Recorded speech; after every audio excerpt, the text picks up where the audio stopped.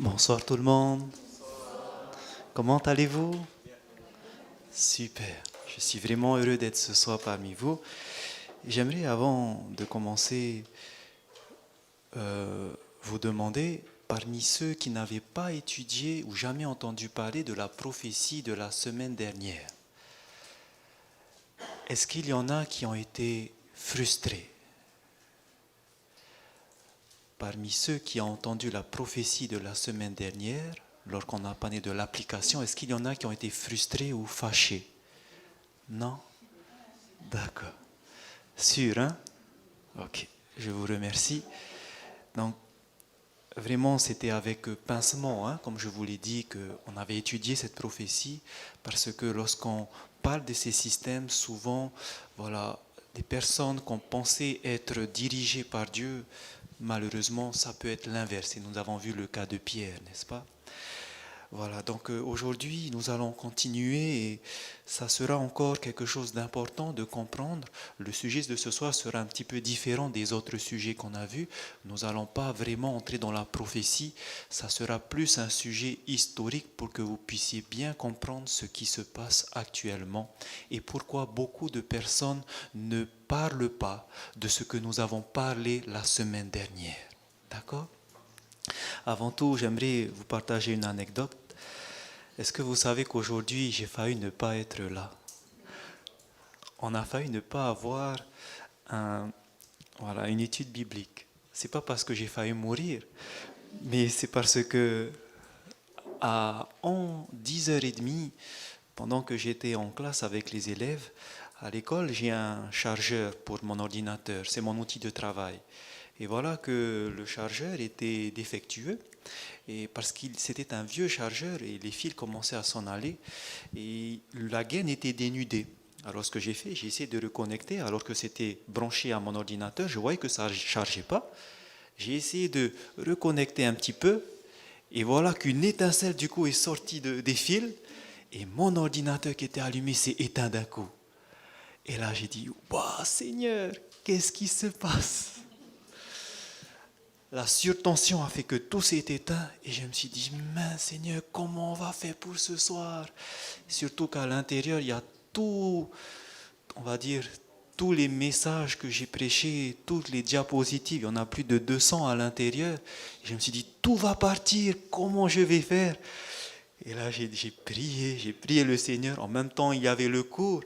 Et donc, je parlais aux élèves et en même temps, je priais dans ma tête en disant, Seigneur, s'il te plaît, fais que ça puisse rallumer. Dans la minute qui a suivi, ça n'a pas fonctionné. Et je me suis dit, bon, je vais essayer de trouver une solution. Comment on va faire? Et voilà que finalement, 20 minutes plus tard, l'ordinateur s'est rallumé. J'ai dit, merci Seigneur. Alors, je pense que ça devait être vos prières, puisque nous prions pour que Dieu puisse nous soutenir, parce que ce n'est pas l'œuvre des hommes, c'est l'œuvre de Dieu. Et en tout cas, je le rends gloire d'avoir permis que tout se passe bien, car Dieu est au contrôle de son œuvre. Sachez que si nous sommes là ce soir, c'est vraiment dans un seul objectif. Ce n'est pas pour comprendre une religion, ce n'est pas pour comprendre ce que disent des hommes, mais ce que nous voulons faire, c'est seulement suivre cette parole. Et il y a un verset que j'aime beaucoup dans 1 Timothée chapitre 2, verset 3 et le verset 4 où il est écrit que cela est bon et agréable à Dieu notre Sauveur, qui veut que tous les hommes soient sauvés. Est-ce que vous savez ce que Dieu veut?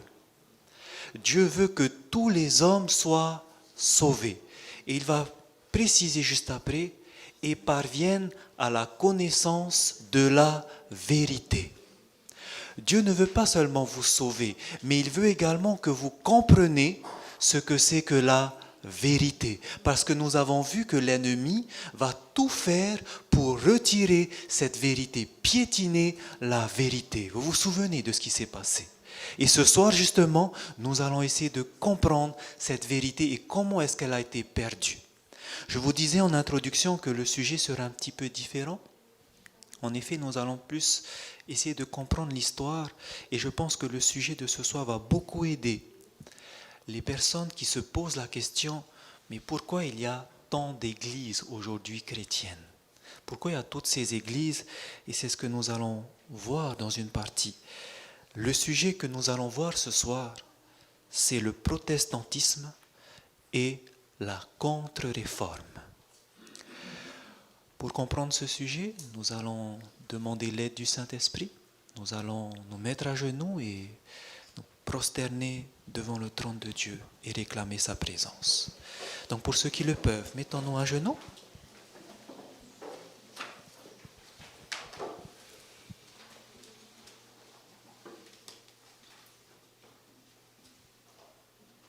Prions Dieu. Éternel, notre Dieu, tu es le roi des rois, tu es le Seigneur des seigneurs, c'est toi qui es le maître de l'univers.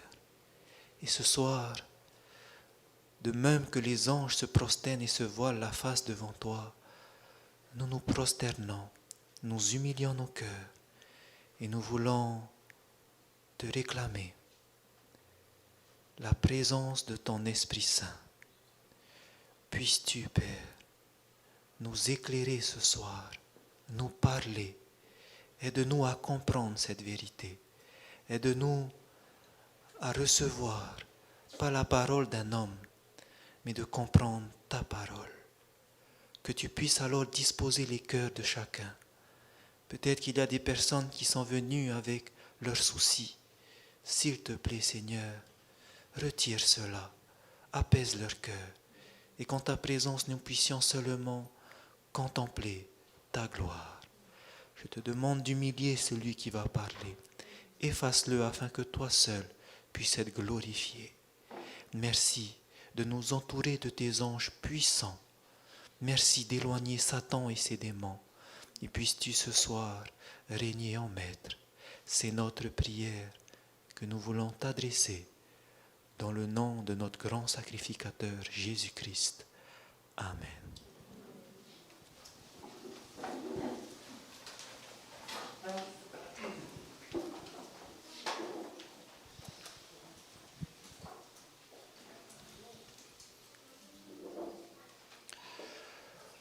Beaucoup de personnes aujourd'hui se demandent pourquoi il y a tellement d'églises chrétiennes.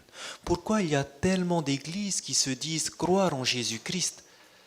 Sachez qu'au départ, lorsque Jésus-Christ a fondé sa première église, il n'y avait qu'une seule église. L'église bâtie sur le rocher des âges, bâtie sur Jésus-Christ. C'était cette église composée de Jésus, ses disciples. Ils étaient 12 au départ, 70 vont s'ajouter à la Pentecôte, ils seront 120 et 3000 s'ajouteront, 5000, etc. Cette seule église qu'il y avait a permis, au travers de la Pentecôte, lorsque le Saint-Esprit est descendu sur les disciples, a permis que ça puisse toucher énormément de personnes. L'évangile est parti dans plusieurs endroits, à Jérusalem, un peu partout dans les contrées. Mais voilà que l'évangile a même pu partir plus loin que dans la contrée de Jérusalem et de la Judée.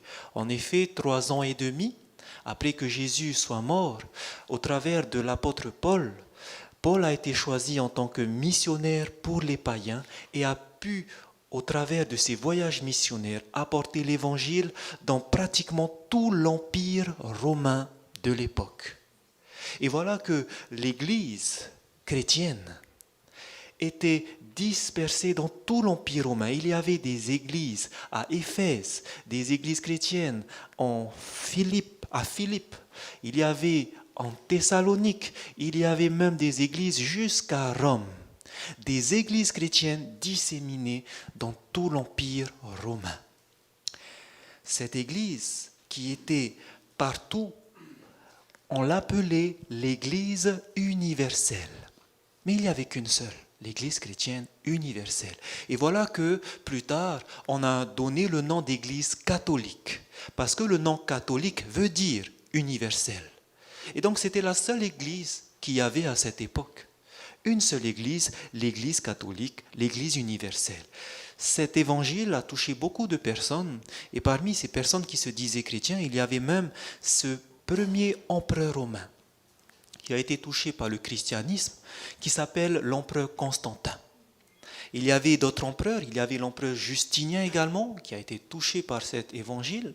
Et voici que l'empereur Justinien, malheureusement, fera quelque chose qu'il ne devait pas faire. En effet, nous avons vu qu'en 533, alors que chaque église avait des évêques, des pasteurs, et que ces évêques étaient tous sur le même grade, on va dire. Il n'y avait pas de distinction entre les laïcs, le peuple et les pasteurs. Ils avaient juste différents dons.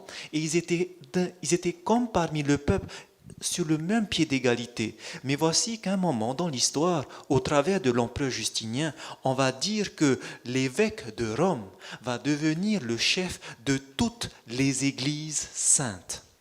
L'évêque de Rome sera plus tard appelé le pape. Et donc il sera le chef de toutes les églises. On va faire cela pour une chose, pour pouvoir faire que l'empire romain se convertissent au christianisme. Parce que savez-vous qu'avant, ils n'étaient pas tous chrétiens. Les Romains, les habitants de l'Empire romain, ils étaient païens. Et alors, pour qu'on puisse faire que tout le monde soit païen, on voulait faire de la religion chrétienne la religion de l'Empire, comme ceux des empereurs. Voici qu'on va commencer à faire des compromis. Et c'est à partir de ce moment-là qu'on va introduire plusieurs choses qui ne viennent pas de la Bible. En effet, l'objectif étant de convertir les païens, on va essayer de rendre facile la religion chrétienne. Alors pour cela, on va essayer d'arranger pour que les païens puissent facilement accepter. Ce qui va se passer, c'est que il y aura ce système, la papauté, qui va commencer à envoyer des choses à l'intérieur de l'Église. En effet, nous avons vu qu'elle va essayer de changer les temps et la loi. Cela, on va le voir en détail très bientôt, lors de notre prochaine étude. Mais également, les païens, vu qu'ils adoraient des statues, des idoles, on va introduire ce culte à l'intérieur de l'Église. En effet, il y avait par exemple les idoles comme Jupiter. La statue de Jupiter, on va dire plus tard que ça ne sera plus la statue de Jupiter. On va juste modifier le nom. Au lieu que ce soit Jupiter, on va remplacer par Pierre. Et voici que les personnes maintenant iront se prosterner devant Pierre alors qu'ils avaient l'habitude de se prosterner devant Jupiter. Donc c'est ce qu'on va faire. Et d'ailleurs c'est vraiment la statue de Jupiter. Elle se trouve au musée du Vatican et on appelle ça Saint-Pierre. D'accord ? Donc c'est vraiment ça qui va se passer. Par exemple, on va introduire d'autres idoles. Il y avait à l'époque 570 avant Jésus-Christ l'adoration du moscophore. Eh bien, les païens qui adoraient ça, pour introduire facilement les païens à l'adoration chrétienne, on va changer le moscophore. Ce moscophore, on va l'appeler plus tard le bon berger. Jésus, le bon berger. Il y avait par exemple chez les Égyptiens l'adoration de Isis et de Horus. Et ça a été répandu dans l'Empire romain. Alors pour pouvoir les convertir, on va changer l'appellation de Isis et Horus. Voici Isis et Horus, mais ça ne sera plus Isis.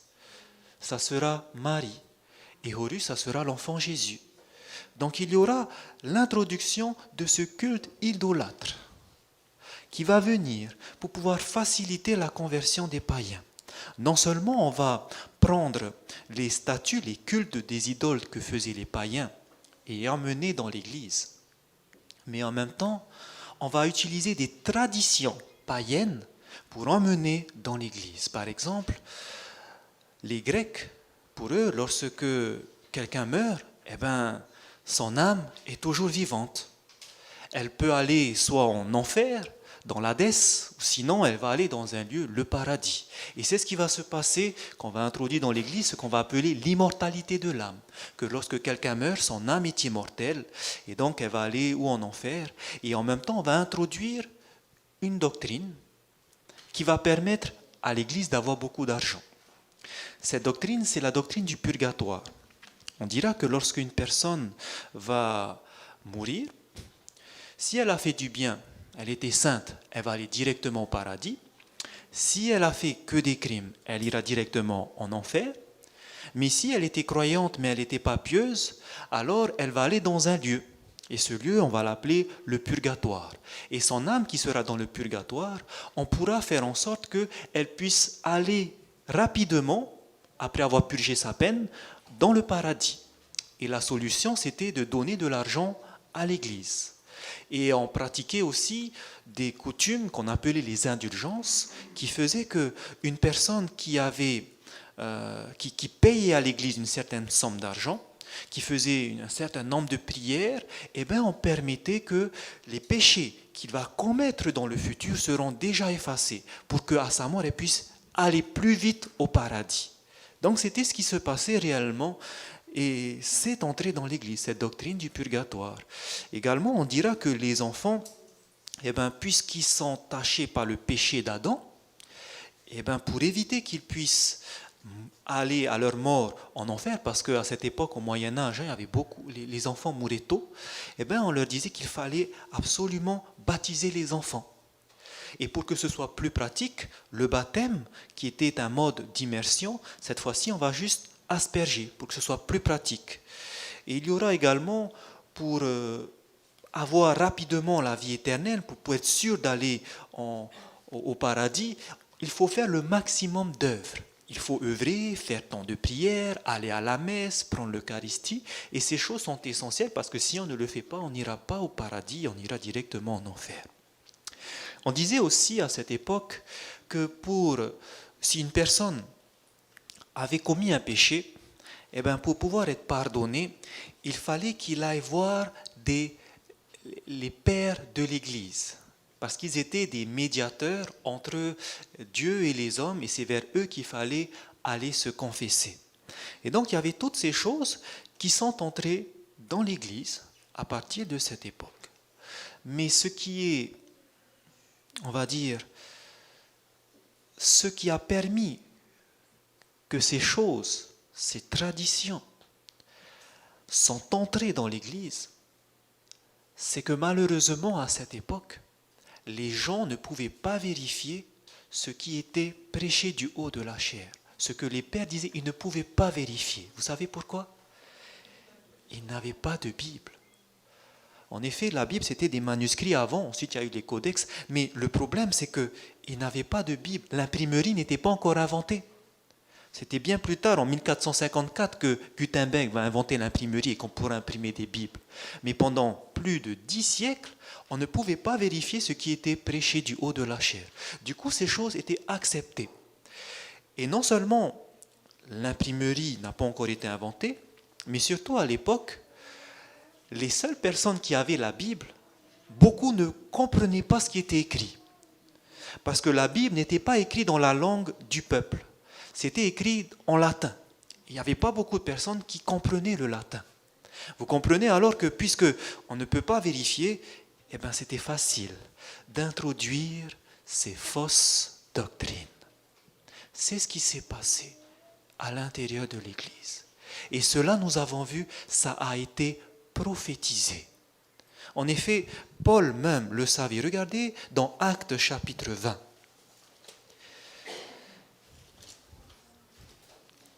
C'était la seule église, l'église catholique, mais qui malheureusement, des traditions sont entrées à l'intérieur. Et Paul le savait. Il savait que cela allait se passer. En effet, dans Actes chapitre 20, regardez ce que Paul nous dit au verset 29.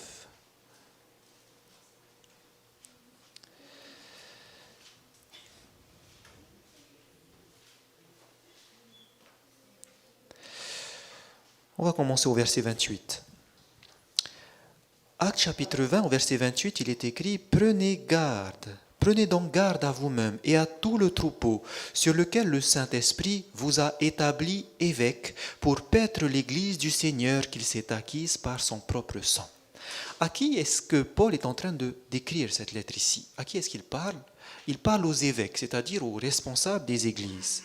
Et regardez ce qu'il dira au verset 9 au sujet de ces évêques. « Je sais qu'il s'introduira parmi vous, après mon départ, des loups cruels qui n'épargneront pas le troupeau, et qu'il s'élèvera du milieu de vous des hommes qui enseigneront des choses pernicieuses pour entraîner les disciples après eux. Qu'est-ce que Paul dit? Il dit que parmi l'Église, parmi les évêques, il y aura des hommes qui vont venir enseigner des choses pernicieuses, des fausses doctrines. Quand ça? Après que Paul soit mort. Et c'est ce qui s'est passé. Paul savait qu'après sa mort, il y aura des faux docteurs, il y aura des faux enseignements. Savez-vous comment est-ce qu'il savait? 600 ans avant lui, il y avait quelqu'un qui avait déjà prophétisé cela. Vous vous souvenez? Daniel. Dans Daniel chapitre 7, nous avons vu qu'il y avait une petite corne. Et cette petite corne, qu'est-ce qu'elle va faire? Dans Daniel chapitre 8, on va la revoir et on nous dit que cette corne va jeter la vérité par terre. Et quand elle va le faire, est-ce qu'elle va réussir à jeter la vérité par terre? On nous dit qu'elle va réussir dans ses entreprises. Donc la petite corne va jeter la vérité par terre. Un système va venir pour jeter cette vérité et elle va réussir à le faire. Pourquoi elle a pu le réussir? Parce qu'il n'y avait pas la lumière. Le peuple était dans les ténèbres, il n'y avait pas la lumière. Et voilà que pendant plus de 10 siècles, l'erreur va entrer dans l'Église. La tradition va venir. Et pendant plus de ces 10 siècles, la vérité sera perdue. Mais voilà. Pensez-vous que Dieu va permettre que la vérité sera perdue indéfiniment? Regardez ce que la parole de Dieu nous dit dans Actes au chapitre 2. Est-ce que cette parole, la vérité, sera détruite pour toujours? Actes chapitre 3, au verset 19. Actes chapitre 3, verset 19 à 21. Il est écrit: Repentez-vous donc et convertissez-vous pour que vos péchés soient effacés, afin que des temps de rafraîchissement viennent de la part du Seigneur et qu'il envoie celui qui vous a été destiné, Jésus-Christ. Et regardez ce que le verset 21 nous dit. Jésus-Christ que le ciel doit recevoir jusqu'au temps du rétablissement de toutes choses dont Dieu a parlé anciennement par la bouche de ses prophètes. Le verset 21 nous dit que le ciel doit recevoir Jésus-Christ. Pourquoi? Où est-ce qu'il est Jésus-Christ actuellement? Au ciel. Jésus-Christ doit rester au ciel, on nous dit, jusqu'au rétablissement de toutes choses. Pourquoi? Qu'est-ce qui a été piétiné sur terre? La parole, la vérité. Qu'est-ce qui doit être fait avant que Jésus ne revienne? Il doit y avoir un rétablissement de toutes choses. Ce qui veut dire que Dieu va rétablir la vérité qui a été piétinée. Si pendant plus de 10 siècles, les personnes n'avaient pas accès à la vérité, voilà qu'à partir du 15e siècle, lorsque la parole va commencer à venir, vous allez voir que les vérités petit à petit vont commencer à être trouvées. Mais ça ne va pas se faire rapidement. En effet, vous verrez que pour que les vérités reviennent, ça va mettre du temps. Plus précisément, plus de 6 siècles, 600 ans va faire. Mais regardez comment est-ce que ça va venir. Parce que c'est comme ça que vous allez comprendre pourquoi il y a eu plusieurs églises par la suite. En effet, ça a commencé dans les années 1400. Dans les années 1400, il y avait un peuple, des personnes qui étaient disciples d'un homme du nom de Pierre Valdois. C'était un Français, il était de Lyon, originaire de Lyon, et il avait traduit la Bible dans la langue du peuple. Et voilà qu'il enseignait ce que la Bible disait à plusieurs personnes, mais on ne voulait pas les entendre et du coup, ils étaient obligés de se réfugier dans les montagnes, dans les vallées du Piémont, qui se trouvent au nord de l'Italie. Et ce peuple s'appelait les Vaudois. Et donc, c'est à partir d'eux que ça va commencer à faire que la vérité revienne. Il y aura les Vaudois. Voici d'ailleurs une Bible vaudoise qui était écrite dans la langue du peuple. Et au travers de la parole, ils pourront parler et partager cette parole. Mais voilà, il ne fallait pas qu'on les trouve, ce sont les prêtres, ce sont les pères. Vous savez pourquoi? Parce que leurs enseignements, pensez-vous que ça collait avec ce que l'Église disait? Non. Et malheureusement, ces personnes qui voulaient suivre Jésus-Christ, nous avons vu qu'il y avait le tribunal, l'Inquisition, qui lorsqu'on les trouvait, il faisait qu'on les tuait. On voulait les tuer, on voulait se débarrasser d'eux. Et du coup, ces personnes, ils étaient obligés de faire discrètement, lorsqu'ils allaient pour marchander, ils cousaient. On raconte qu'ils cousaient même les passages bibliques à l'intérieur de leurs vêtements. Et lorsqu'on les trouvait, beaucoup ont fini sur le bûcher. Mais c'était les premiers à commencer à venir pour ramener cette vérité. À Prague, il y avait un autre homme, toujours dans les années 1400, du nom de Jean Hus. Et Jean Hus, lui aussi, va comprendre ce que la Bible dit et va voir qu'il y avait un décalage avec ce que l'Église enseignait. Et voici que cet homme, malheureusement, en voulant défendre la vérité, il dira textuellement ce que Pierre avait dit, qu'il valait mieux obéir à Dieu plutôt qu'aux hommes. Et il ira jusqu'à la mort du bûcher. Ce qui était formidable, c'est que les historiens ont réécrit ce qu'il disait à sa mort. Sur le bûcher, alors que les flammes s'allumaient, et il a dit cela, que dans 100 ans, Dieu suscitera un homme dont les appels à la réforme ne pourront être réprimés. En effet, ce qu'il a dit va se réaliser. 100 ans plus tard, en 1517, le 31 octobre, va venir un homme du nom de Martin Luther. Et Martin Luther, nous avons vu, il a étudié la parole de Dieu. Il a étudié les prophéties. Et parmi ces prophéties, il y avait la prophétie de la petite corne. Il va savoir que la petite corne qui devait jeter la vérité par terre, c'était la papauté. Et qu'est-ce qu'il va faire? Il va commencer à faire cette réforme. Déjà en 1517, il avait vu que le purgatoire n'était pas dans la Bible. Il va voir également que lorsqu'il lisait les lettres de Paul, quand Paul écrira par exemple dans Éphésiens chapitre 2 verset 8 que nous ne sommes pas sauvés par les œuvres, Éphésiens 2 8 nous dit que c'est par la grâce que vous êtes sauvés, par le moyen de la foi, et cela ne vient pas de vous, c'est un don de Dieu. Donc nous voyons que c'est directement opposé, et c'est ce qu'il va commencer à prêcher, le salut par la grâce seule.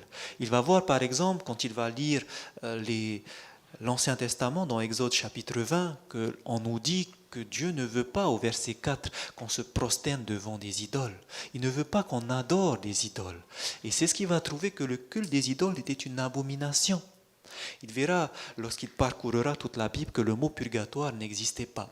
Et d'ailleurs, ces 95 thèses sont fondées sur qu'il n'y a pas de purgatoire, que c'est une hérésie. Donc voici qui va continuer à lire la parole, et dans les lettres de Timothée, 1 Timothée 2 verset 5, il verra qu'il y a un seul médiateur entre Dieu et les hommes, c'est Jésus-Christ, homme, et que les pères n'étaient pas des médiateurs. On n'allait pas confesser vers eux, mais seulement vers notre avocat, Jésus-Christ. Et c'est pour ça qu'il va entamer cette réforme. Quelque chose d'intéressant qui va se passer, c'est que suite à la protestation de Luther, le mouvement protestant va commencer, et voilà que les disciples de Luther, ceux qui vont suivre les enseignements de Luther, ne vont malheureusement pas continuer à protester, à étudier la Bible. Et malheureusement, ils vont trouver que ces vérités qui ont été changées. Et ils fonderont une église. Les disciples de Luther vont fonder l'église qu'on appelle l'église luthérienne.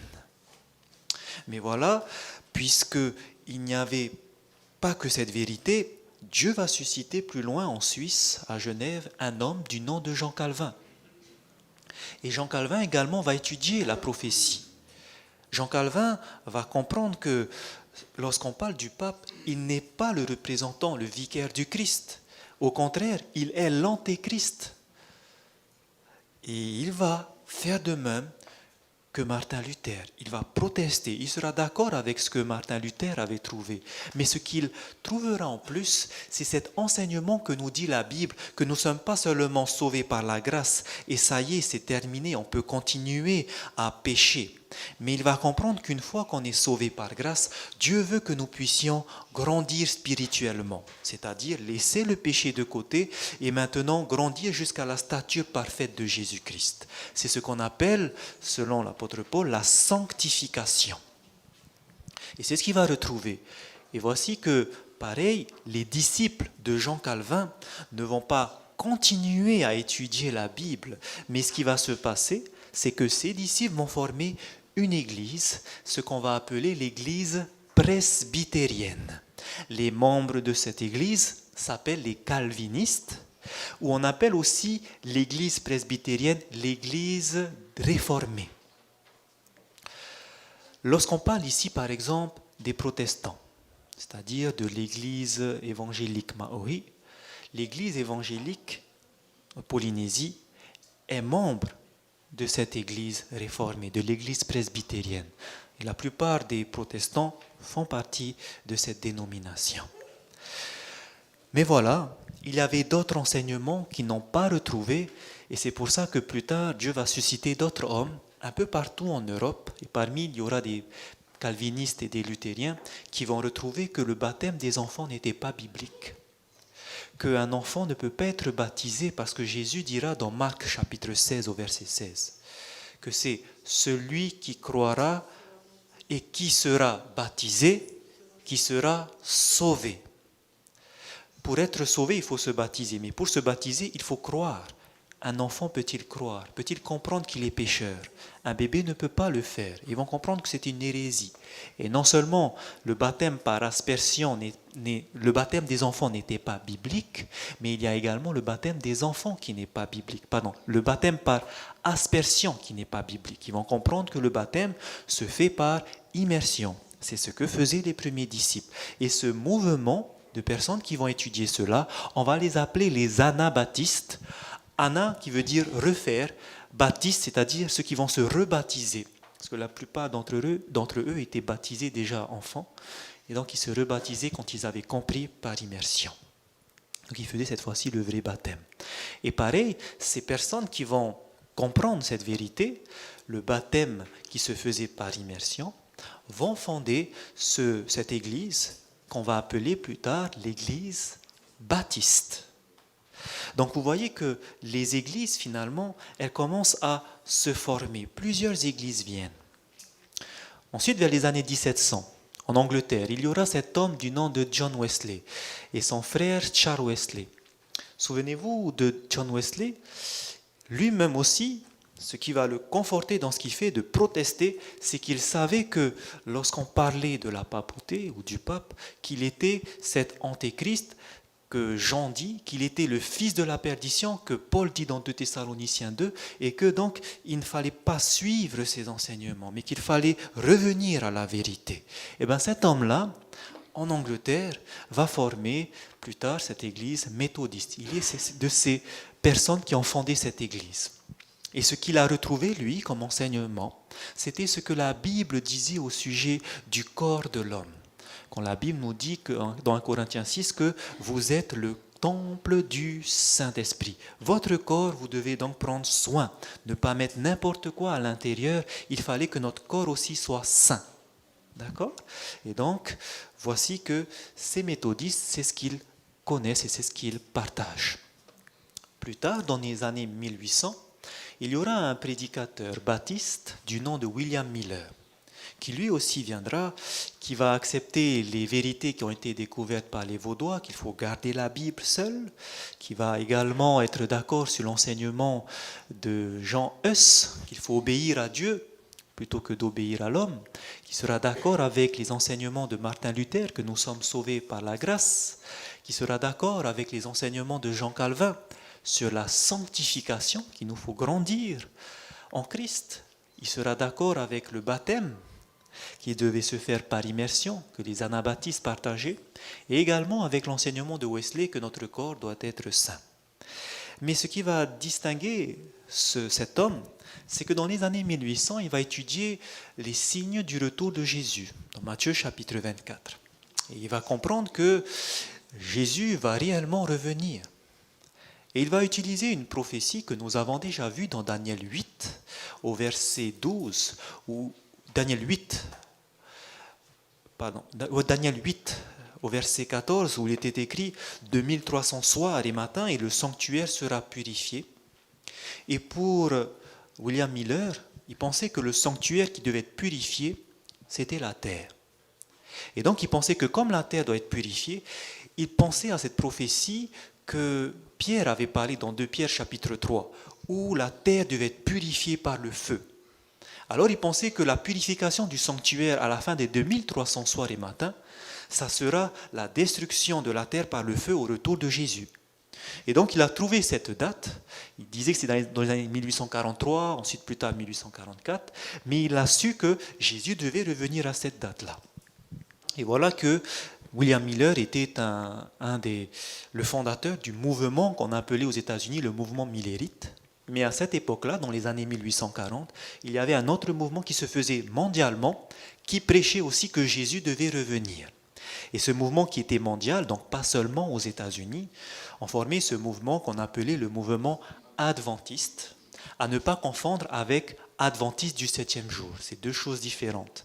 Le mouvement adventiste signifie avènement, advent, ça vient de l'anglais advent. Advent qui vient du latin adventus qui signifie avènement. Les personnes qui croyaient que Jésus revenait à cette époque ont formé ce mouvement adventiste dont plusieurs personnes de différentes dénominations se joignaient, baptistes, méthodistes, luthériens, calvinistes, tout ça. Mais ce qui est intéressant, c'est que ce sont au travers de ce mouvement adventiste qu'ils vont comprendre que quelque chose doit se passer au retour de Jésus. En effet, ils vont lire par exemple dans 2 Thessaloniciens 5, au retour de Jésus, à Thessaloniciens 5, que Jésus va revenir et que les morts en Christ vont ressusciter. Et donc, finalement, les hommes qui étaient morts n'étaient pas au paradis, mais qu'ils étaient au repos dans la terre. Leur âme était en sommeil et qui devait se réveiller, ressusciter au retour de Jésus. Et ils vont retrouver cette vérité qui a été tellement diffusée dans toutes les églises, dans toutes les autres églises qui gardaient encore ça, qui ne comprenaient pas c'était quoi le sommeil de l'âme. Ils ne savaient pas que lorsqu'on meurt, finalement, le corps retourne à la poussière, l'esprit retourne à Dieu et l'âme est en sommeil. Ils ne comprenaient pas ça. C'est seulement dans les années 1844 qu'on a commencé à comprendre cette vérité. Ici, nous pouvons donc comprendre deux choses jusque-là. C'est que lorsque la vérité est perdue, quand Dieu va venir, il va susciter des hommes. Chaque homme qui va venir va retrouver une vérité. Et malheureusement, parce que le reste des disciples n'étudiaient pas, ils se sont, on va dire, ancrés dans ce que le fondateur a trouvé, ils vont former une église. Et comme ça, à chaque fois qu'une vérité revient, il y a une église qui est fondée. Deuxième chose qu'on peut dire également, c'est que le mouvement protestant, ce qui leur a poussé à faire cette réforme, c'était l'étude de la prophétie de Daniel chapitre 7, au sujet de l'Antichrist, de la petite corne. Et c'est ce qui les poussait à faire ce mouvement. Mais sachez qu'on comprend alors que toutes ces églises, luthériens, calvinistes, baptistes, méthodistes, proviennent finalement de ce mouvement qui a commencé avec Luther. Toutes ces dénominations, en total, on en compte 18 principales, c'est parce qu'il y a des personnes qui ont trouvé une partie de la vérité. Est-ce qu'ils ont trouvé toute la vérité? Non. À chaque fois qu'ils trouvent une partie, on fonde une église. Une partie, on fonde une église. Et c'est pour ça qu'aujourd'hui, il y a tant de dénominations chrétiennes. On trouve une vérité, mais il n'y a pas tout. C'est juste une facette de la vérité. Mais c'est pour cela qu'il y a toutes ces dénominations. Ça a commencé avec la réforme entamée par Luther. Mais voici ce qui va se passer. Pensez-vous que Satan, au moment où le mouvement de la réforme protestante a commencé, est-ce qu'il était content? Parce que son plan, c'était de faire quoi finalement? C'était au travers de la petite corne, au travers de la papauté, jeter la vérité par terre, n'est-ce pas? Et comme il voit que maintenant ça commence à se réveiller, d'après vous, qu'est-ce qu'il va faire? Il ne va pas rester les bras croisés. En effet, vous allez voir dans l'histoire que quelque chose va se passer au moment où la réforme protestante est venue. Lorsque le protestantisme a commencé à naître, il y a eu dans l'histoire ce qu'on appelle la contre-réforme. C'est-à-dire que maintenant, l'objectif, c'était de pouvoir contrer le mouvement protestant. Et c'est intéressant de comprendre comment ça s'est fait. Parce que vous allez comprendre maintenant beaucoup de choses. Pourquoi beaucoup aujourd'hui ne parlent pas de la prophétie de la petite corne? Pourquoi aujourd'hui on ne parle pas que l'antéchrist, que la papauté, c'est le fils de la perdition? Pourquoi on n'entend plus ces choses-là? Vous allez comprendre maintenant. Parce que c'était ce que les pionniers, les fondateurs de la réforme prêchaient et partageaient.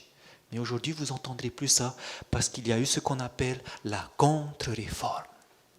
Voici comment Satan va agir. Vous lirez dans le livre La tragédie des siècles, dont l'auteur est Ellen White, vous lirez ceci à la page 249. D'ailleurs, si vous pouvez trouver ce livre sur Internet, je vous conseille de le lire. Vous allez comprendre énormément de choses pour l'histoire de l'Église. Voici ce qu'on nous dit.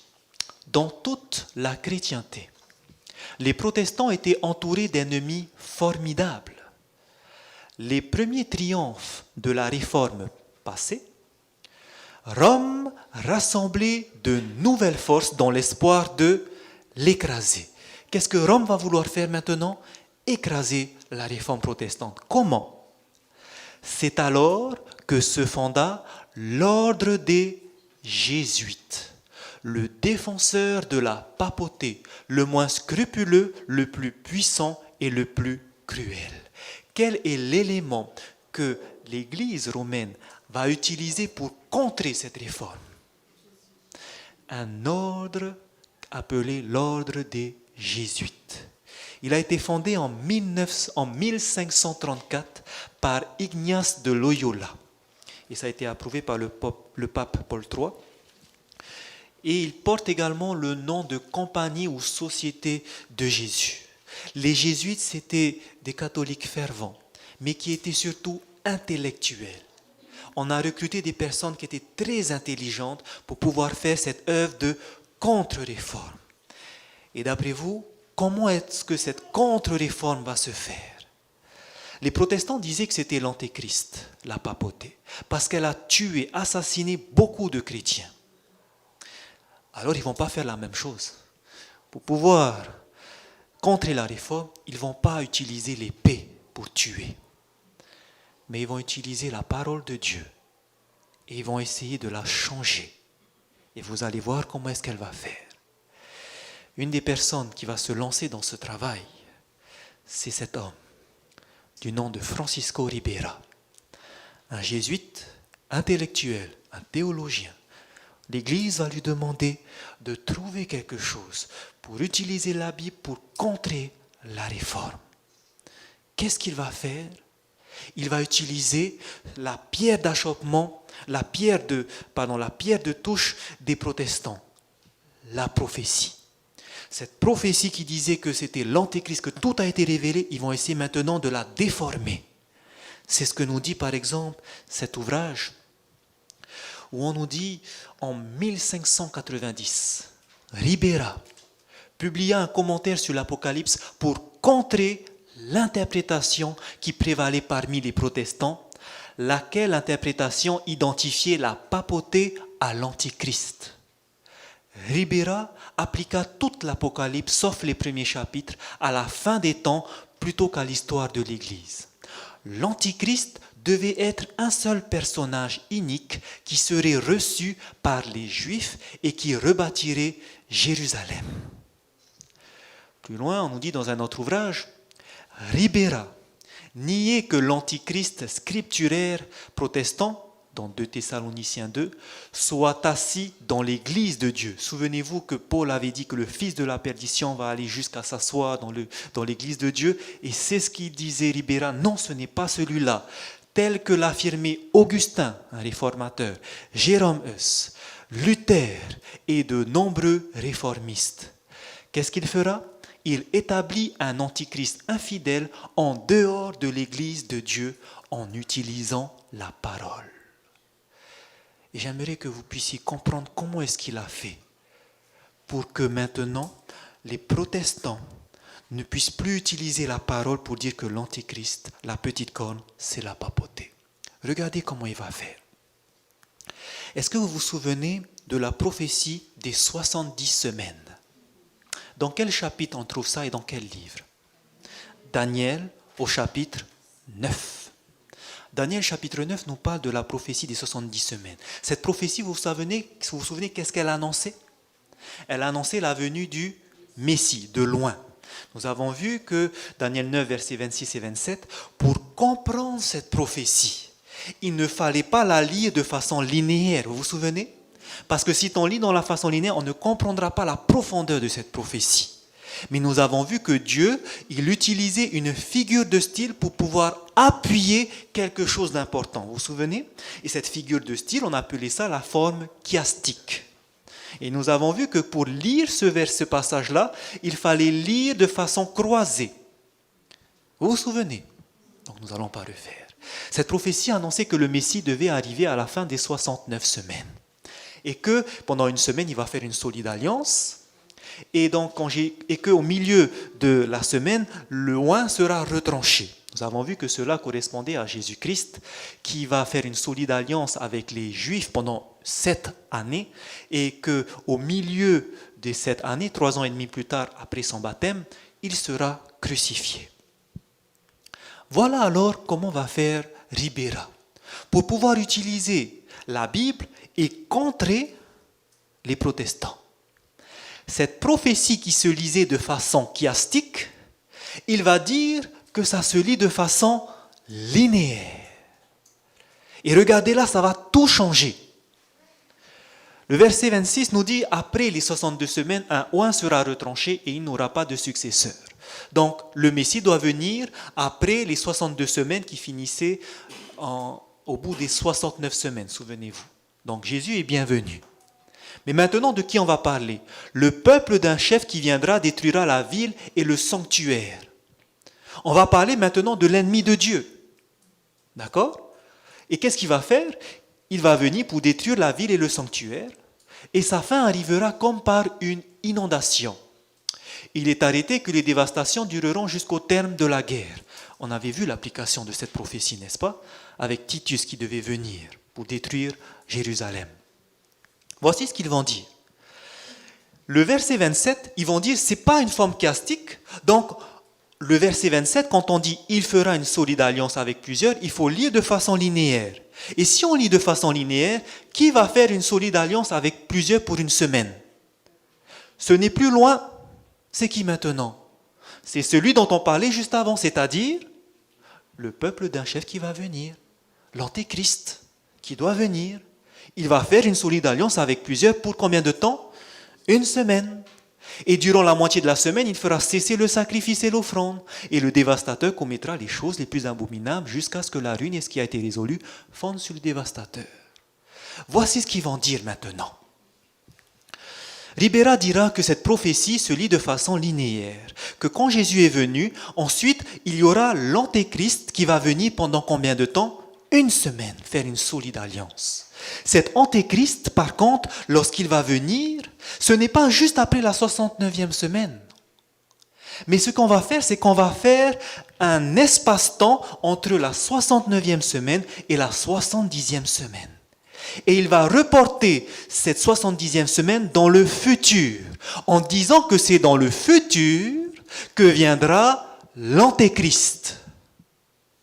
La petite corne va venir dans le futur. L'antéchrist, le peuple d'un chef, c'est la petite corne, c'est l'antéchrist. Alors que nous avons vu, ce n'était pas la petite corne, c'était Titus qui est venu. Dieu a utilisé Titus pour venir dévaster. D'accord? Donc on va appliquer le dévastateur avec l'antéchrist et on va dire que l'antéchrist n'est pas encore venu. Il va venir plus tard. Et ils vont dire, c'est biblique. Ça vient à l'intérieur de la Bible et c'est comme ça qu'il faut comprendre cette prophétie. Du coup, la petite corne qui devait faire la guerre, est-ce qu'elle est venue? Ben non, elle va venir dans le futur.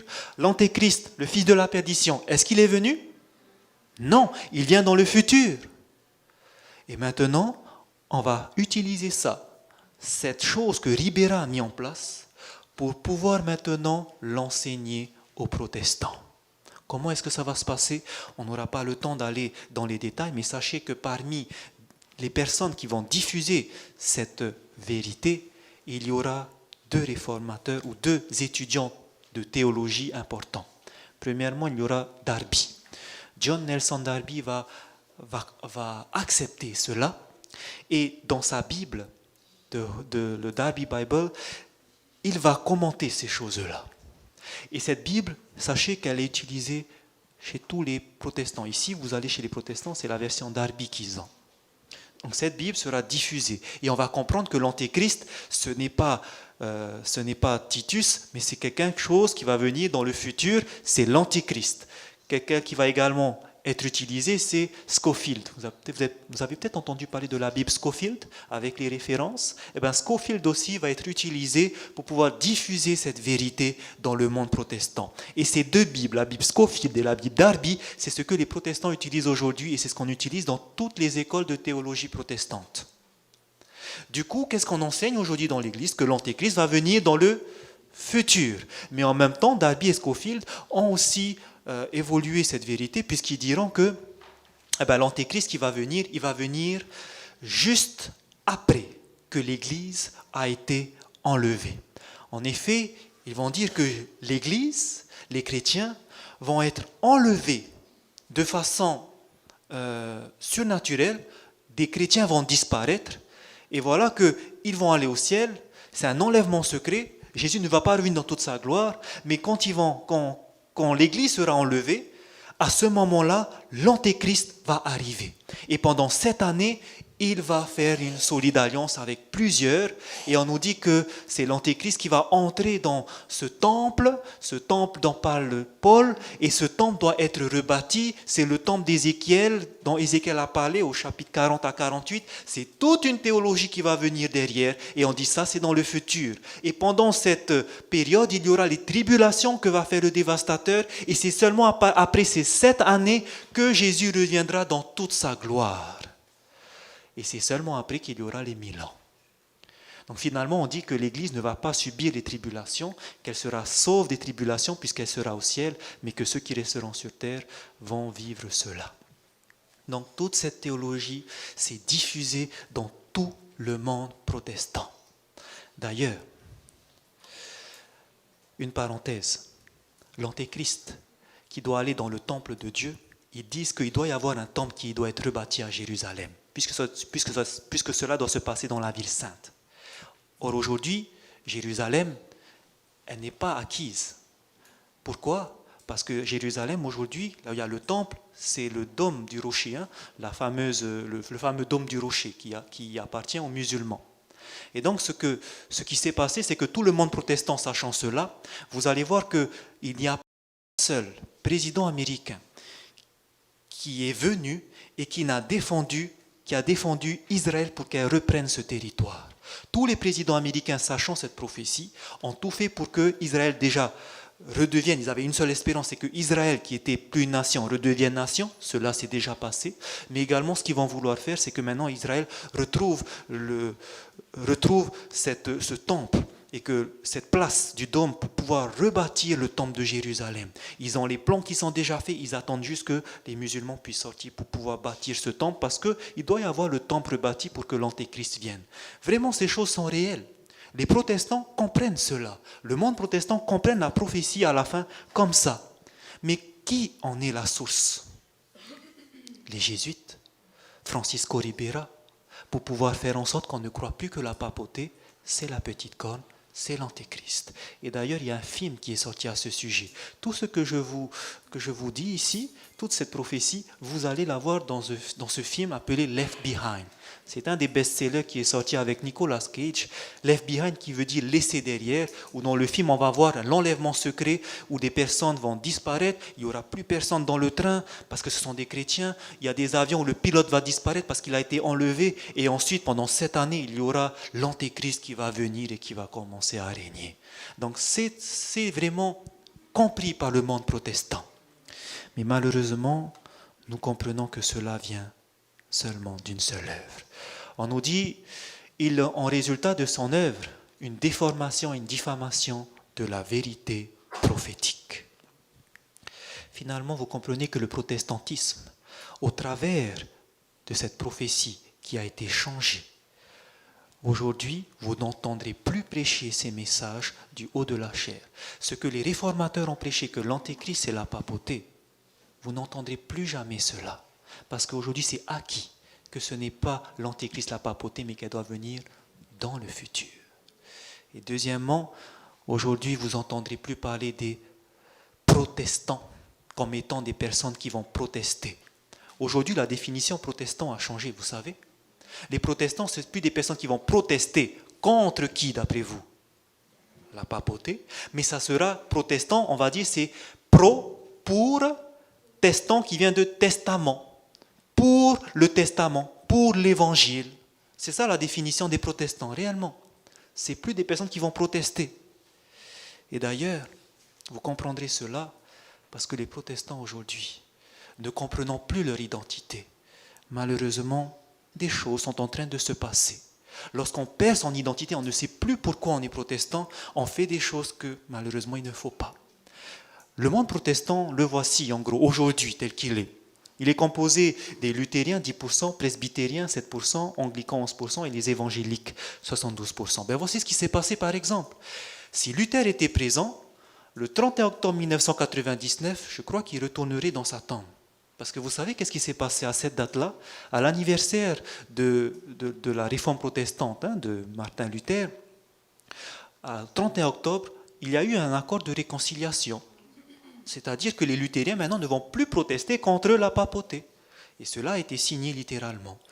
Quand vous regardez chez les évangéliques, parmi les évangéliques également, il y a eu ça. Les évangéliques, c'est toutes ces dénominations, les pentecôtistes, méthodistes, églises unies, baptistes, etc. Et bien même chez les méthodistes, lors de la conférence générale de l'église méthodiste en 2006, également, il y a eu un accord de réconciliation. Les méthodistes ne protestent plus contre la papauté. Cela se passe. Pareil, pour l'église anglicane, c'était en février 2014. Aujourd'hui, les cultes œcuméniques, on en fait avec des catholiques. On ne voit plus le problème. Et ça se fait dans le comment on appelle ça, le Lambeth Palace, c'est le quartier général de l'église anglicane, de l'église d'Angleterre. Et donc, voici ce qui se passe. Aujourd'hui, vous voyez les protestants qui ne trouvent pas mauvais de s'unir avec les catholiques, l'œcuménisme, comme on dit, parce qu'on ne proteste plus. Et maintenant, essayez de pousser la réflexion plus loin. Aujourd'hui, qui est le pape? Qui est le pape? Comment il s'appelle? François Ier. François Ier, vous savez que c'est le premier pape de toute l'histoire de la papauté à être un jésuite. D'après vous maintenant, quel était le rôle des jésuites? Pourquoi ils ont été fondés? Pourquoi l'Église a fondé la papauté? La papauté a fondé les jésuites pour pouvoir ramener les protestants, arrêter la réforme et ramener les protestants vers l'Église catholique. Alors maintenant que le pape c'est directement un jésuite, d'après vous, qu'est-ce qu'il va faire le pape?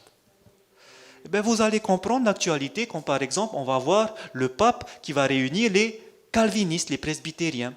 Ça, c'était par exemple l'année dernière, en juin 2016, on nous dit que les pasteurs ont visité Rome pour poursuivre les rencontres avec le concile pontifical. Ces pasteurs, ce sont les pasteurs de l'Église mondiale calviniste, donc des presbytériens. Pour faire quoi? Afin de promouvoir l'unité des chrétiens. On s'unit maintenant avec le catholicisme. Ce n'est pas pour rien aussi que, par exemple, parmi les églises évangéliques, les pentecôtistes, qui sont les plus nombreux, l'année 2014, le pape François Ier a envoyé Tony Palmer pour pouvoir annoncer lors de la conférence générale pentecôtiste, montrer une vidéo devant tout le monde. Et dans cette vidéo qui va montrer devant tout le monde, il y a eu l'appel du pape à revenir vers les catholiques, arrêtant de protester. Et lors de cette conférence générale, tous les dirigeants de l'église pentecôtiste étaient d'accord. Donc il y a eu cette réunion. Et vous comprenez pourquoi ça va tellement vite. Regardez, tout le reste là ici, tout c'est l'église évangélique. L'église évangélique est représentée par une alliance. L'église évangélique est représentée par ce qu'on appelle l'Alliance évangélique mondiale, qui représente plus de 128 nations dans le monde et différentes organisations protestantes. Et voilà que l'Alliance évangélique mondiale, est représentée par son secrétaire général du nom de Geoff Tunnicliffe. Et bien voici ce qui s'est passé en 2016. En juin 2016, le pape François va rencontrer les évangéliques, donc au travers du secrétaire général Geoff Tunnicliffe, et également les leaders de l'église pentecôtiste. Et voici ce qu'il va dire. Ces rassemblements ont exprimé clairement le besoin d'une plus grande réconciliation dans l'église en tant qu'unité, en soulignant le désir de la prière du Christ dans Jean 17, que tous soient un. Donc, ces rencontres en ce moment, c'est pour pouvoir favoriser l'unité des chrétiens. Les protestants ne protestent plus. Le protestantisme est littéralement mort. Parce qu'on ne comprend plus la prophétie, on ne comprend plus la Bible. Et voici qu'il y a eu, en 2015, un rassemblement de tous les télévangélistes, les prédicateurs qui prêchent à la télé, ce sont des protestants. Et parmi ces télévangélistes, ils ont eu un repas avec le pape François. Et pendant ce repas, il y avait une proposition qui a été soumise. Et cette proposition, c'était que c'était le 7 juillet 2014. Parmi ce dîner, la proposition qui a été soumise, c'était de signer une déclaration de paix pour l'unité dans la mission. Et que cette signature, où on va déclarer la paix avec les protestants, va se faire lors du 500e anniversaire de la Réforme, c'est-à-dire 500 ans après 1517, l'année 2017. Le 31 octobre, on va utiliser cette date pour mettre fin à la Réforme protestante.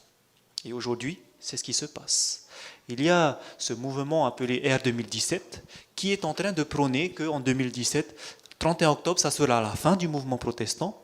C'est un article du 12 mai 2016 où ici, le président du Conseil de l'Église évangélique d'Allemagne dira qu'en 2017, lors du 500e anniversaire de la Réforme, cet événement devrait constituer un événement profondément œcuménique, c'est-à-dire unité, européen et international. Donc dans le monde entier, on aura cet œcuménisme. Grâce à cette différence notable avec les autres commémorations des siècles passés, nous envoyons un signal de réconciliation et souhaitons prendre un nouveau départ. Et bien, ce mouvement a commencé depuis le 31 octobre 2016, où dans chaque ville où a eu lieu ces moments forts de la réforme, chacune de ces villes en Europe, pendant 36 heures, depuis le 31 octobre 2016, pendant 3 jours, ils passent d'un pays à un autre pour pouvoir proclamer qu'il y aura cette unité. Et cela est fait dans et cela est proclamé également dans 70 pays dans le monde. Dans 70 pays dans le monde, le 31 octobre 2017, il y aura des personnes qui vont fêter cette fin du protestantisme. D'ailleurs, ici, il y a un frère de Polynésie qui est aumônier, qui va aller d'ailleurs en Suisse pour fêter ça. Voilà, on l'a invité à aller là-bas. Donc oui, ça va se faire, vous allez entendre à la télé. Ces choses sont en train de se passer. Pourquoi d'après vous? Eh bien, sachez que ces personnes qui sont en train de faire cette unité, c'est vraiment des personnes sincères. Ce sont des personnes qui croient en Dieu et qui croient bien faire. C'est vraiment des personnes honnêtes avec Dieu. Mais le problème, c'est quoi? C'est qu'ils ont été enseignés de façon à ne plus comprendre ce que les réformateurs disaient, ce que les fondateurs de leur église disaient. Mais ils font des choses qui sont bien. Ils ne comprennent pas. Mais la question est celle-ci. Lorsque vous comprenez que la vérité a été jetée par terre, est-ce qu'il faut laisser la vérité de côté et s'unir au détriment de la vérité? Que fait la vérité selon la parole de Dieu? Dans Jean 17, verset 17, on nous dit que c'est la vérité qui nous sanctifie. Est-ce qu'il faut laisser alors la vérité de côté alors que c'est la vérité qui nous sanctifie?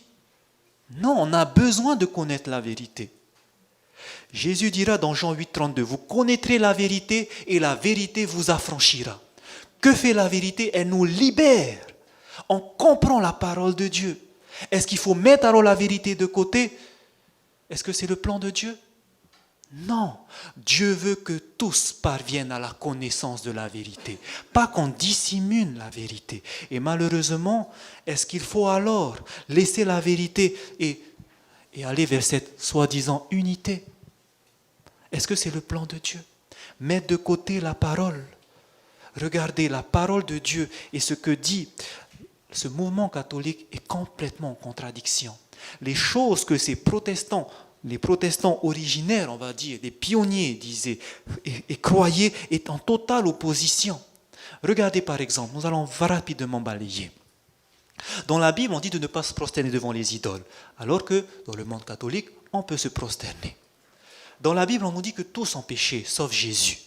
Alors qu'on nous dit chez les catholiques que Marie, lorsqu'elle est née sans péché, la doctrine de l'Immaculée Conception. La Bible nous dit que Jésus est le seul médiateur entre Dieu et l'homme. Et on nous dit que le pape est médiateur et Marie est comédiatrice, les pères sont des médiateurs aussi.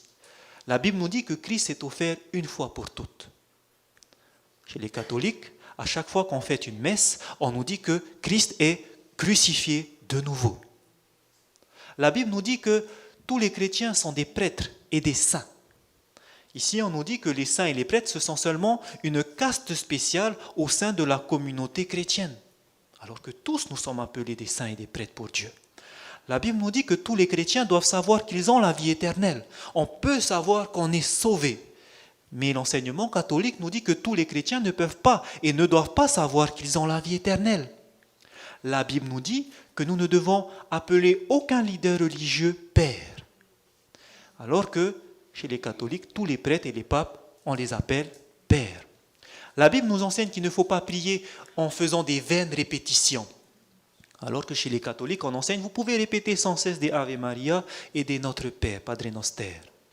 La Bible nous enseigne qu'avant d'être baptisé, une personne doit être enseignée par l'Évangile et les commandements du Christ dans un esprit de repentance.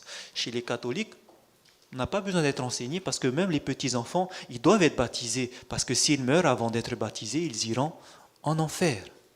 Finalement, les enseignements aussi sur le purgatoire, sur les limbes, les prières pour les morts ne sont nulle part dans la Bible, mais ils sont seulement des reliquats du paganisme. Est-ce que vous voyez les deux choses qui sont en opposition? Et ici, les hommes essaient d'unir ces choses. Est-ce que nous pouvons nous unir lorsqu'il n'y a pas de commun accord au sujet de la parole de Dieu? Et j'irai plus loin. Est-ce que Dieu nous demande de nous unir à ce que la parole de Dieu appelle l'Antéchrist, à ce que la parole de Dieu appelle le fils de la perdition? Est-ce que c'est dans le plan de Dieu cela? Regardez dans 2 Corinthiens chapitre 6. Ce sera notre dernier verset.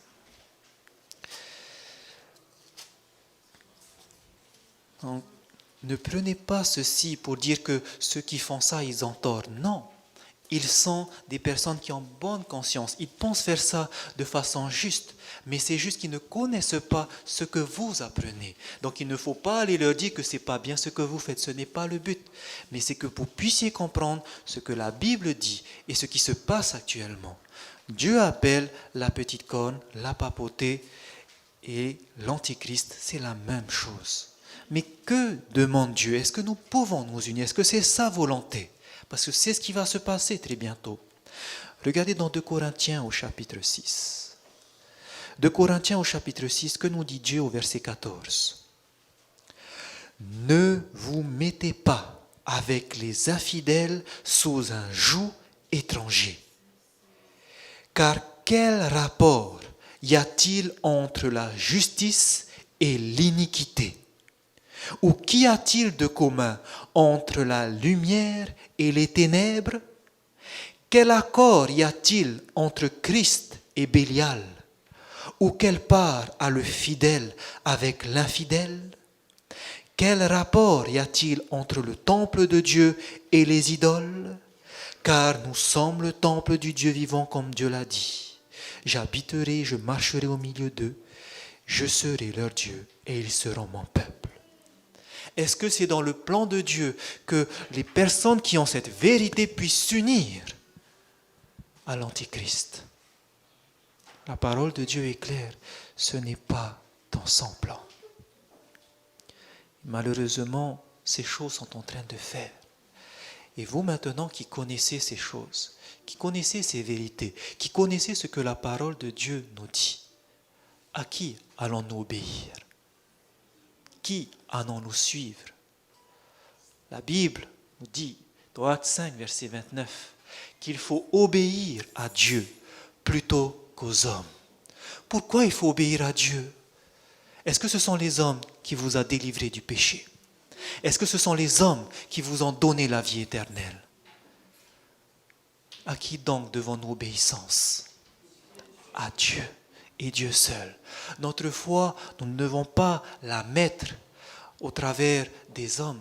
Nous ne devons pas mettre notre foi basée sur notre foi sur ce que les hommes disent, sur ce qu'une religion dit, sur ce qu'une dénomination dit. Ce n'est pas ça le plan de Dieu. Parce que ce n'est pas cela qui nous sauvera. Ce n'est pas la foi en un homme qui va nous sauver. Mais qu'est-ce qui nous donnera cette vie éternelle? Acte 4, 12 nous dit, il n'y a de salut en aucun autre, car il n'y a sous le ciel aucun autre nom qui ait été donné parmi les hommes, par lequel nous devions être sauvés. Ce ne sont pas les hommes qui vont vous sauver. Ce ne sont pas une dénomination qui va vous sauver. Mais ce qui vous sauvera, c'est Jésus-Christ et Jésus-Christ seul. Jésus-Christ est le chemin, la vérité et la vie. L'ennemi Satan et a haï Jésus-Christ. Il veut mettre Jésus-Christ de côté. Il veut mettre sa parole de côté. Et il a séduit le monde entier. Mais Dieu ne veut pas qu'on suive ce mouvement. C'est pour cela que Jésus a dit qu'avant son retour dans Matthieu chapitre 24, il y aura une persécution contre ceux qui voudront être fidèles à Dieu. Parce qu'est-ce que ça sera une vérité populaire, ces choses-là? Non, parce que le monde a été séduit. C'est pour cela que nous devons mettre notre confiance en Jésus-Christ. Et c'est pour ça que nous devons seulement obéir à ce que la parole de Dieu nous dit. Nous ne sommes pas en train de dire que ce n'est pas bien ce qu'ils font. Non, c'est juste qu'ils sont aveuglés. Mais vous maintenant qui connaissez, vous pouvez aller les ouvrir les yeux. Vous pouvez aller les expliquer ce qui se passe. Parce que nous verrons la prochaine fois que ça va encore plus loin que ça. Il y a des choses qui vont se passer que vous n'imaginez même pas. Et ces choses, Dieu nous révèle. Et ces choses commencent à se passer autour de nous. Nous avons vu que nous sommes arrivés au temps de la fin. Et vous allez voir très bientôt que nous sommes arrivés encore plus près du retour de Jésus.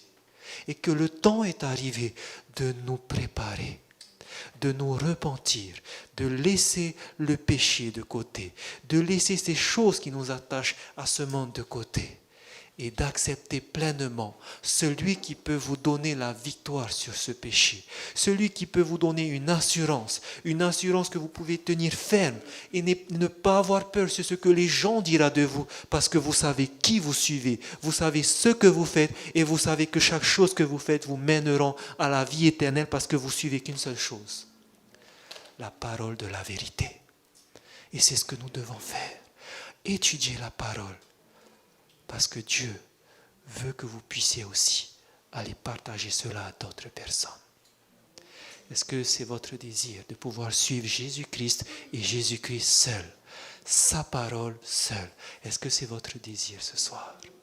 Si c'est votre désir, que vous puissiez alors continuer à sonder cette parole et ne pas vous laisser divertir par autre chose. Que le Seigneur puisse vous aider dans cela. Amen.